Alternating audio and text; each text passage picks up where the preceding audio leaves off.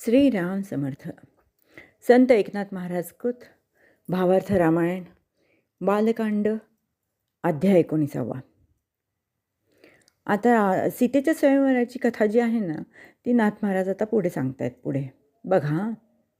सीतेची सांगती सखीजन, टळले रावणाचे विघ्न. तू भाग्याची सभाग्य पूर्ण, आवडे तो आपण नृपलक्षी. आता रावणाचं तर विघ्न टळले, पण ह्या सगळ्या राजांच्यात तुला कोण आवडतं बघ. दळे बळे अतिसंपत्ती, धैर्य वीर्य यशकीर्ती, सख्या दावती भूपती, सीता ते नृपती मानिना. सख्या तिच्या मैत्रिणी दाखवायला लागल्या की बघ, हे असे असे राजे आलेले आहेत, त्यांच्यातला कोण निवड तू. पण सीतेला एकही त्यातला नृपती म्हणजे राजा आवडेना. श्यामसुंदर निजमूर्ती, परी तो एक रघुपती, सीतेने निश्चय केला चित्ती, वरकड निश्चिती मानेना. सीतेने रामाला कधीच वरलेलं होतं, त्याच्यामुळे दुसऱ्या कोणाकडे तिचं लक्ष गेलं नाही. पण आता हे धनुष्य उचलणार कोण? रावण अपमानल्या पाठी, नृपवीरा धाक पोटी, धनुष्य वाहावया कोणी नुठी, सभेची दृष्टी टकमक. कोणीच उठेना. अपमान झाला रावणाचा, रावणाला नाही उचलला, आपल्याही छाताडावर पडलं तर काय करायचं, म्हणून कोणी उठेना.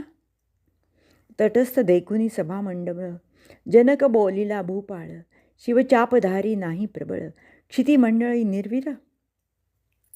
जनक राजा म्हणायला लागला की काय हे शिवधनुष्य उचलायला एकही वीर या भूतळावर नाही आहे, पृथ्वीवर नाही आहे. काय हे? लगेच श्रीराम ऐकोनी रायाचे वचन, उठवला रघुनंदन, करावया धनुर्भंजन, पुसे आज्ञापन गुरुसी. निर्वीर पृथ्वी तळ, हे वाक्य नस आहे राम भूपाळ. गुरु आज्ञा झाल्या प्रबळ, सबळ धनुष्य तात्काळ सज्जीन.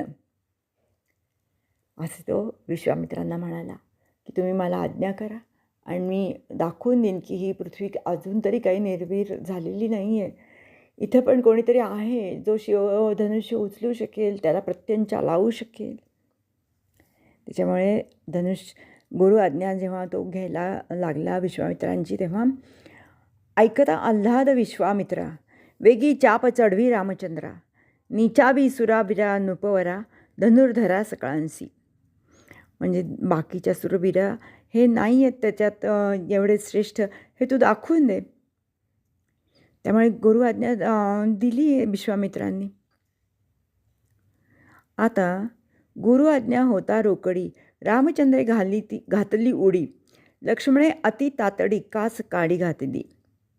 तेव्हा राम काय म्हणाला, चाप एक आम्ही दोघेजण, राजे हसतील संपूर्ण, सीताई हसेल आपण, वीर लक्षण हे नव्हे. राम म्हणे सौमित्रा, राहे सावधान, जेणे चाप गांजिला रावण, त्या चापा निमेषार्ध वाहिन गुण, राजा रावणा देखता. संपूर्ण सगळ्या राजांच्या समोर, या रावणासमोर मी या धनुष्याला उचलून त्याला प्रत्यंचा ओढून दाखवतोच. तेव्हा तू मागे फक्त सावधान होऊन बघ मी काय करतो ते. ऐकता श्रीरामाचे वाक्य, चवकले म्हणजे चकित झाले रावणादिक, पाहता दिसता हे बाळक, अलोलिक निज धैर्य. काय धैर्य आहे, इतका लहान दिसतोय हा, आणि याच्यात एवढं धैर्य आलं तरी कुठून. हर चाप देखता दृष्टी, शिवधनुष्य देखता दृष्टी, सर्वांगी काटा उठी, ते सज्जावया जगडेठी, धैर्याचा पोटी निर्धारू. धैर्य जगजेठी जो आहे श्री रामचंद्र, तोच केवळ हे करू जाणार होता. पण त्याला पाहून कसं वाटलं बघा सभाजनांच्या सभेतील लोकांना. एक म्हणते ऋषीवर वेडे, आपुले प्रतिष्ठेचे चाडे, लोकांची बाळे लळीबाळे चापा पुढे घालती. स्वतःची प्रतिष्ठा वाढवावी म्हणून विश्वामित्र ऋषींनी श्रीरामाला पाठवले का काय. एक म्हणती श्यामसुंदर, शोभा अत्यंत मनोहर, सांडुनी चापारोपण प्रकार, सीता सुंदर द्यावी यासी. काही जण म्हणाले की काय हे उगच हा पण ठेवला आहे. खरं तर राम हा सीतेला इतका अनुरूप आहे जशी सीता रामाला अनुरूप आहे, आणि हा उगच पण ठेवला आहे. पण सीता कृतनिश्चयेसी, स्वये रातली श्रीरामासी. जनक मन गुंतले रामापासी. राम जनकासी आवडला. सीतेला पूर्ण माहीत होता की हा राम जगजेठी आहे आणि तो परब्रह्म आहे आणि तो काहीही करू शकतो.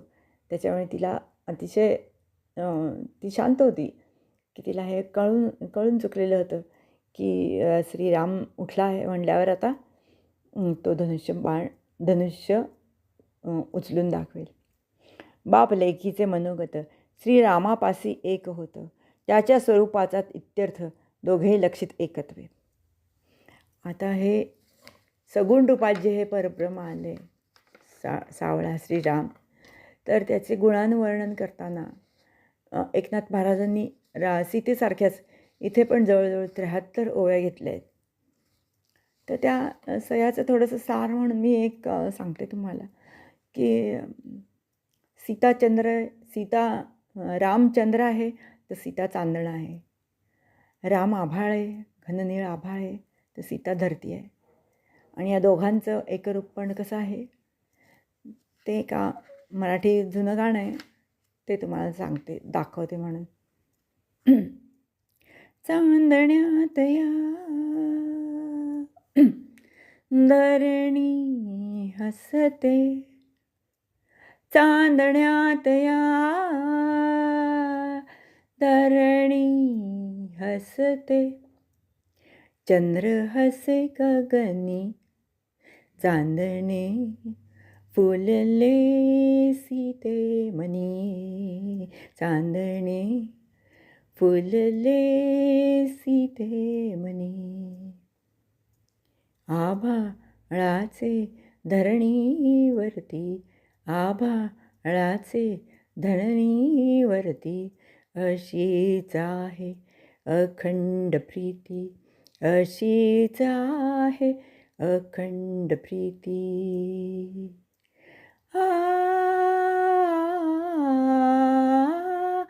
त्या प्रीतीच्या शीतलतेने, त्या प्रीतीच्या शीतलतेने सुखावली जानकी, चांदणे फुलले माझ्या मनी, चांदणे फुलले माझ्या मनी.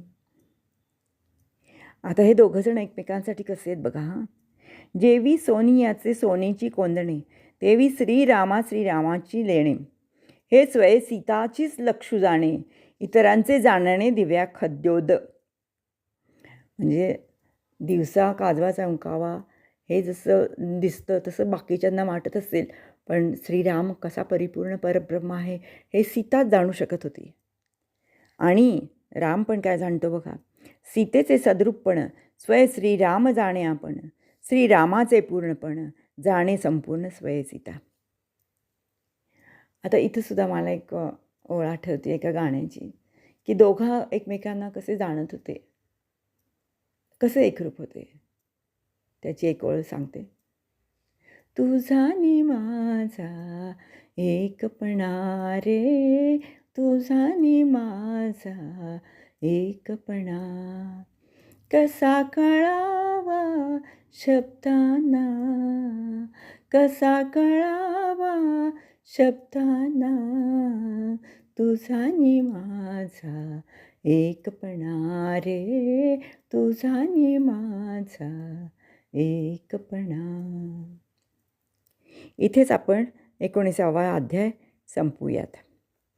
आता येरांची उणखुण दोघे जाणती संपूर्ण, एका जनार्दना शरण चाप निर्दाळन अवधारा. आता 20वा अध्याय आपण उद्या बघू. जय जय रघुवीर समर्थ, श्रीराम समर्थ. श्रीराम जय राम जय जय राम, श्रीराम जय राम जय जय राम, श्रीराम जय राम जय जय राम, श्रीराम समर्थ.